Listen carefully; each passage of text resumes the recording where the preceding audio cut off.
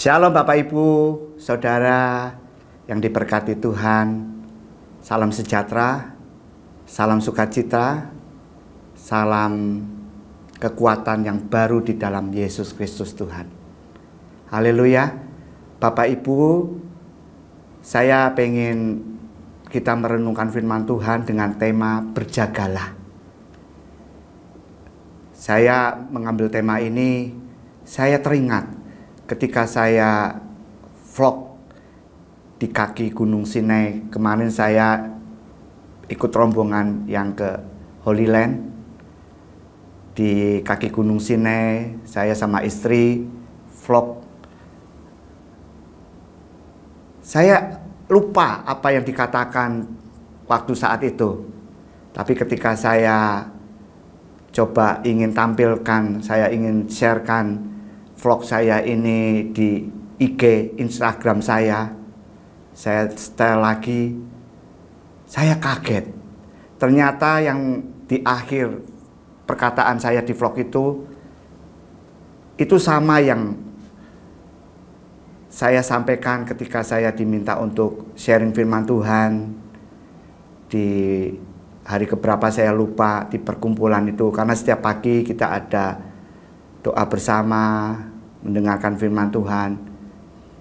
Saya mempersiapkan firman Tuhan dan ternyata sama apa yang saya sampaikan di vlog tersebut, yaitu di 1 Korintus 13 ayat 13. Demikian bunyi firman Tuhan. Demikianlah tinggal ketiga hal ini, yaitu iman, pengharapan, dan kasih. Dan yang paling besar di antaranya ialah kasih. Ini yang saya sampaikan, bahwa Tuhan ingin kita itu menjaga tiga hal ini, yaitu iman, pengharapan, dan kasih. Dan evangelis Ramsi Ashar, seorang hamba Tuhan dari Israel, sebagai tour leader kita ketika di daerah, mengajak kita ke tempat-tempat di Israel. Evangelis Ramsi ini menyampaikan firman Tuhan di Matius 24 ayat 36. Kita baca Matius 24 ayatnya yang ke-36. Demikian bunyi firman Tuhan. Tetapi tentang hari dan saat itu tidak seorang pun yang tahu, malaikat-malaikat di surga tidak, dan anak pun tidak, hanya Bapa sendiri. Jadi mengenai akhir zaman ini, hari dan saatnya tidak seorang pun yang tahu. Tapi tanda-tanda dari akhir zaman, Evangelis Ramsi ini juga bercerita bagaimana tanda-tanda akhir zaman ini Tuhan nyatakan. Bahkan kalau kita baca Matius 24, Bapak Ibu nanti bisa baca sendiri di rumah masing-masing dari ayat 6 sampai 15. Tanda-tanda akhir zaman itu sudah tergenapi. Dikatakan ada perang, akan ada kelaparan, akan ada gempa bumi, penganiayaan. Ya, kita lihat, kita dengar penganiayaan terhadap orang-orang percaya. Itu terjadi. Ada murtad.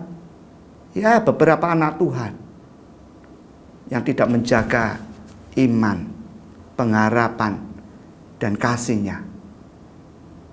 Dia tidak menyediakan diri setiap hari bersaat teduh, menjaga keintiman dengan Tuhan, keakraban dengan Tuhan. Goyah imannya, meninggalkan Tuhan, murtad, tercatat di firman Tuhan di Matius 24 ini. Juga tanda akhir zaman dikatakan Injil diberitakan ke seluruh dunia. Evangelis Ramsi Ashar berkata, pada saat itu ketika teknologi nggak secanggih sekarang ini ya, kita semua mungkin meragukan apa mungkin bisa tersebar Injil ini. Tapi kita lihat bagaimana ada YouTube, ada Instagram, dan semuanya banyak, WA, apapun. Banyak anak-anak Tuhan, hamba-hamba Tuhan yang men-sharingkan firman Tuhan, memberitakan Injil. Artinya sebagian besar dunia dengan fasilitas teknologi bisa mendengar Injil. Masalah mereka mau percaya atau tidak, itu pilihan mereka.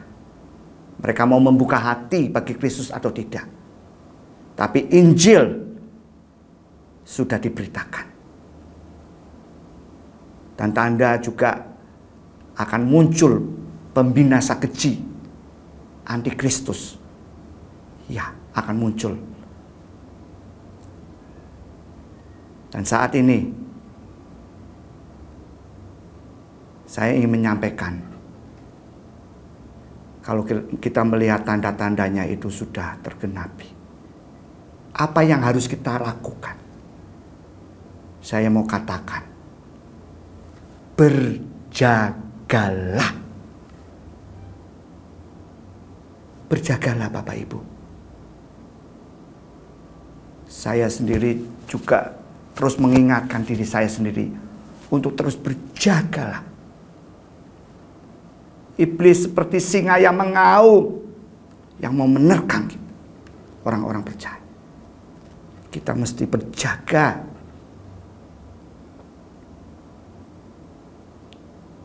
Di akhir zaman ini Bapak Ibu, kalau kita tidak berjaga, kita mengabaikan keintiman dengan Tuhan, maka akan terjadi kemunduran rohani. Berita yang tidak enak, firman yang tidak enak, tetapi ini menjadi awas-awas kita. Kita mesti berjaga karena akan terjadi saat orang-orang percaya menjadi kemunduran rohani. Yuk kita baca Matius 19 ayatnya yang ke-30.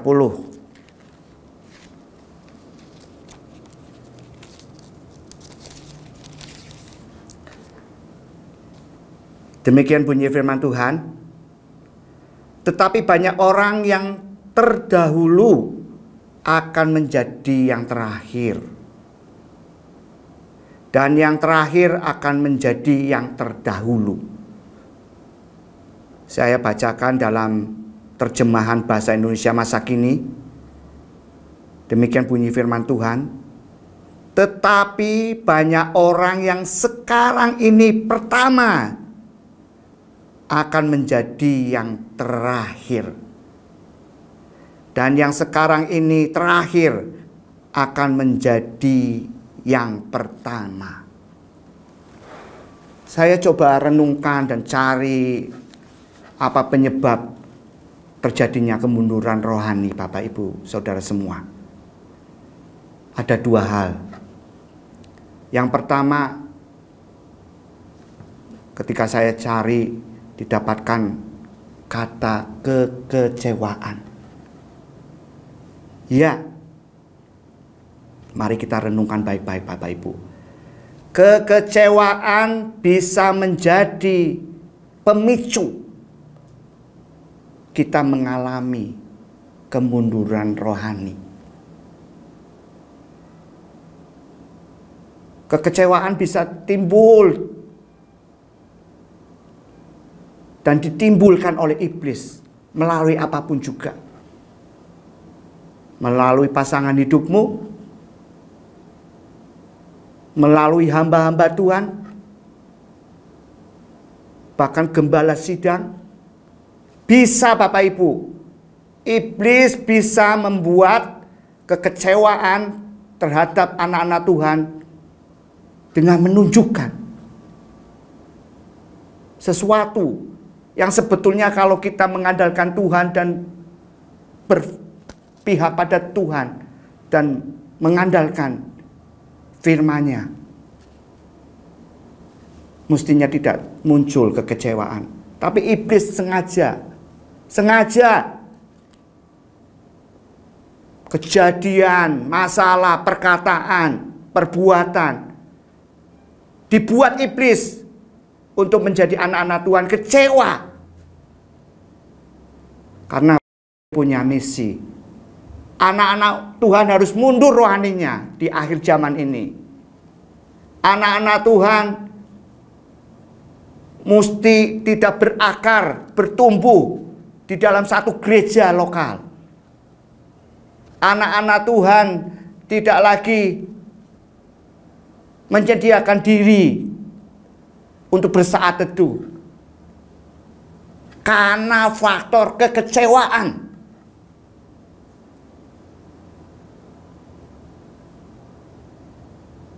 Ngeri Bapak Ibu, kalau kita terus-teruskan merenungkan tentang kecewaan ini dan kemerosotan, kemunduran rohani ini, ngeri. Dan inilah makanya saya mau sampaikan, berjagalah. Berjagalah. Di akhir zaman ini sekali lagi saya katakan, berjagalah. Ini pesan Tuhan yang kuat bagi kita semua. Faktor kemunduran rohani terjadi. Saya coba cari. Adalah hubungan dengan Kristus yang asal-asalan saja. Ya, ikut Tuhan. Tapi asal-asalan saja. Tidak segenap hati. Tidak segenap jiwa.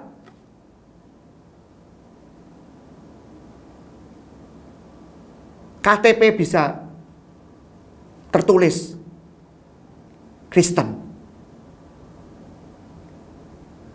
Sesungguhnya keimanannya bagaimana? Asal-asalan saja. Ini faktor yang kedua yang cukup ngeri juga Bapak Ibu, yang menjadi kemunduran rohani. Bapak Ibu, sementara saya menyampaikan firman Tuhan, perkataan ini, saya merasakan kesedihan Tuhan Yesus. Dia sesungguhnya ingin bergaul karib dengan kita, keintiman dengan kita, keakraban dengan kita, anak-anaknya. Seperti Bapak dengan anaknya yang ingin akrab, ingin berkasih mesra. Tapi apa yang didapatkan? Kasihnya tidak ditanggapi dengan serius.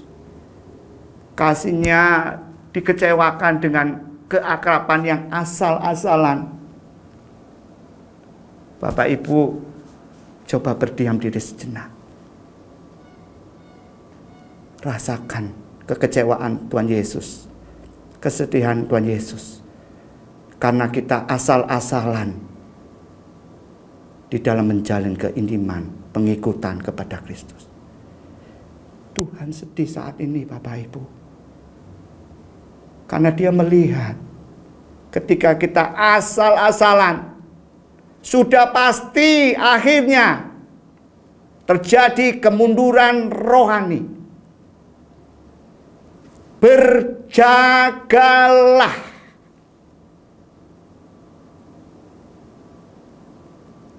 Akan ada di akhir zaman ini kegoncangan iman Bapak Ibu Saudara semua.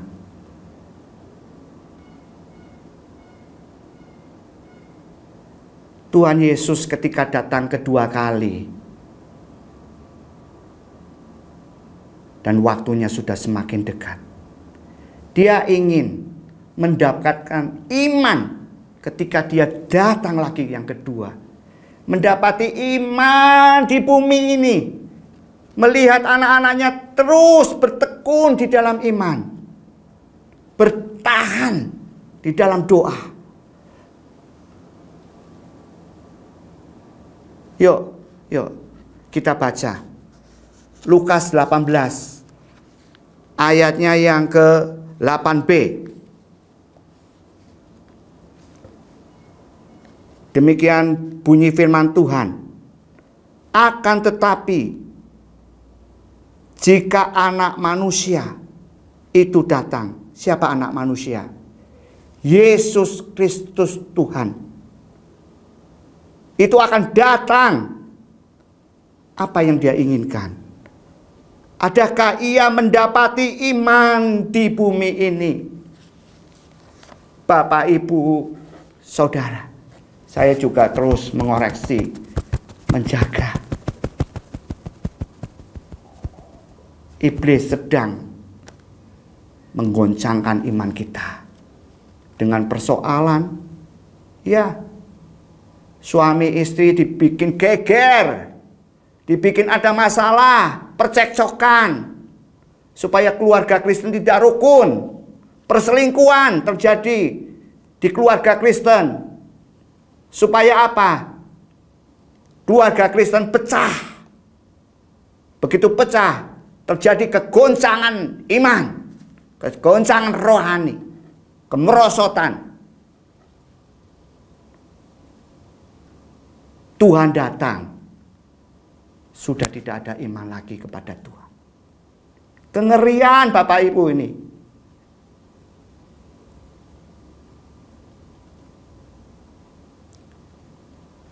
Dan yang ingin kita renungkan, kenyamanan ibadah online Bapak Ibu. Mohon maaf kalau Bapak Ibu yang sehat, yang tidak ada masalah dengan kesehatan, tapi masih memilih untuk beribadah online. Sekali lagi saya mohon maaf. Itu tidak yang dimaui Tuhan. Kenyamanan ibadah online itu bukan yang dikehendaki Tuhan. Coba kita berpikir, kenapa ada ibadah online sesungguhnya? Itu karena anjuran pemerintah, karena ada pandemi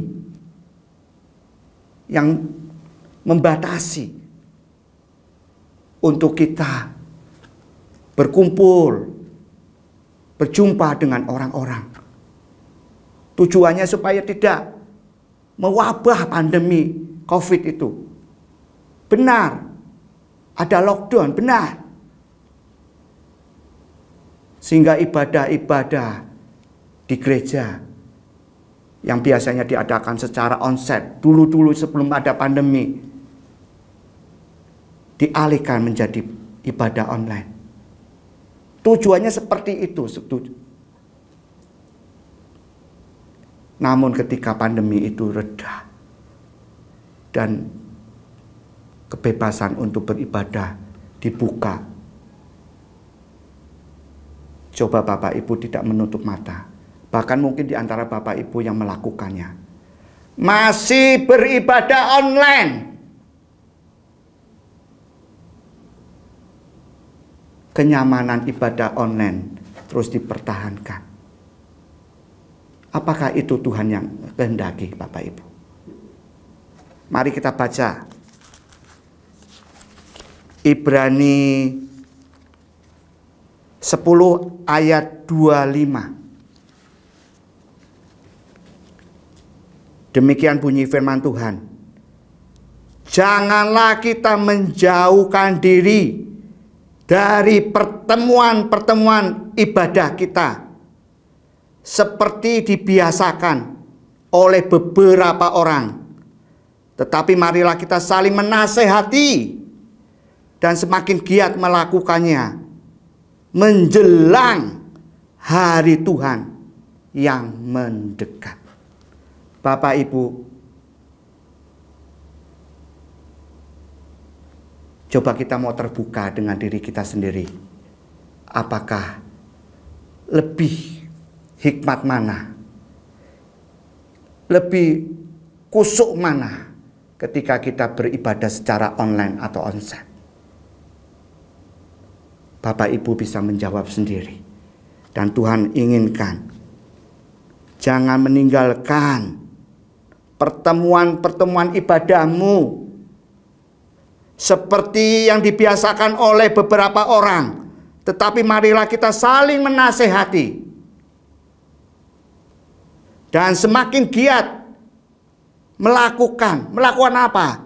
Pertemuan-pertemuan ibadah kita menjelang hari Tuhan yang mendekat. Biarlah bagian kita untuk menyambut kedatangan Tuhan yang semakin mendekat ini. Kita mau berjaga diri. Jangan lengah. Jangan kendor semangat kita. Jangan disibukkan kita pada masalah pribadi. Jangan disibukkan kerohanian kita dengan kebutuhan-kebutuhan yang harus ditutup sehingga kita giat hal-hal yang lain, mengabaikan kebutuhan rohani. Iblis membongkar, membolak-balikan prioritas Tuhan. Tuhan ingin prioritas anak-anak Tuhan, prioritaskan dia. Tapi iblis dibongkar, dibalikan. Prioritasnya kemewahan. Prioritasnya keberhasilan. Prioritasnya kesuksesan. Bapak Ibu, Tuhan Yesus menjanjikan keberhasilan, kesuksesan, asal dia menjadi prioritas utama. Biarlah firman Tuhan ini menjadi peringatan bagi kita semua. Berjagalah. Tuhan Yesus mengasihimu, memberkatimu. Sekali lagi, berjagalah. Tuhan Yesus memberkati.